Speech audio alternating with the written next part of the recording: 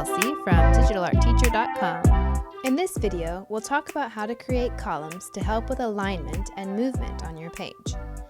Now that we've got the bones of our magazine finished, let's start thinking about what you want your pages to look like.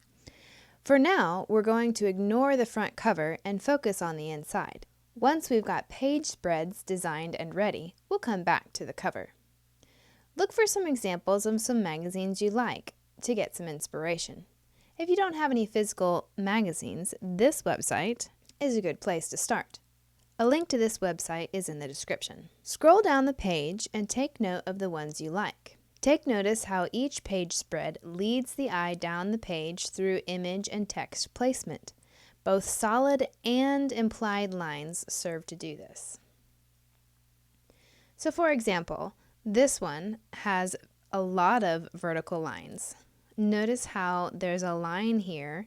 Even though it's not physical, it's implied that it goes all the way down. This serves to help lead the eye down the page. This one, even though it's a little crooked, leads the eye down the page and even mimics this torn look that they've got on this one. A lot more vertical lines.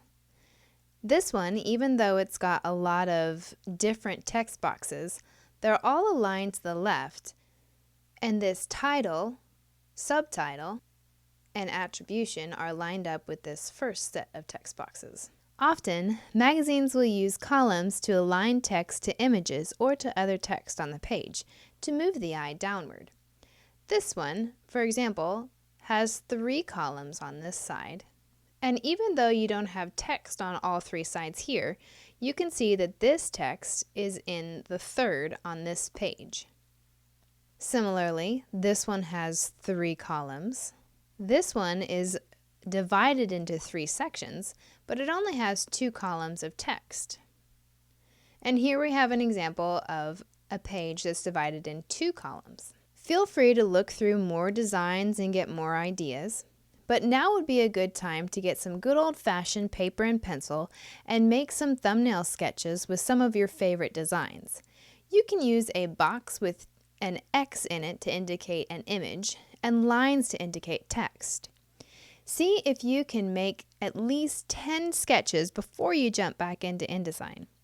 Keep in mind that you'll have 2 images, a little text to explain each image, a title and a subtitle, and perhaps an image of the designer and a short bio on each page.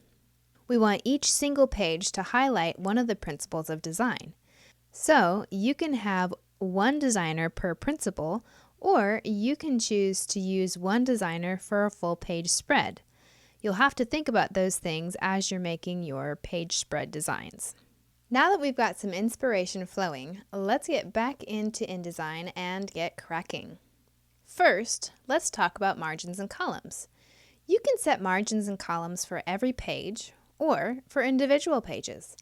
Let's say that I want all my pages to have 2 columns. Before I begin, I'll click on this drop-down under Page and click A Master. This will take me to the master page. And as we know, anything we do on the master page will appear on all the pages. Go to Layout, Margins and Columns. The Margins section refers to the margins that are already set around your page. Notice that as I change them, they all change at the same time. That's because they are linked with this icon here. If I unlink them, I can change one of them at a time. But for our purposes, I'm going to leave them linked and I'm going to leave them at 0.5 inches. Go down to columns. Right now we have 1 column. I can add as many columns as I want to, but for the design that I've chosen, I think 2 columns will work really well. You can leave the rest of the dialog box alone and click OK.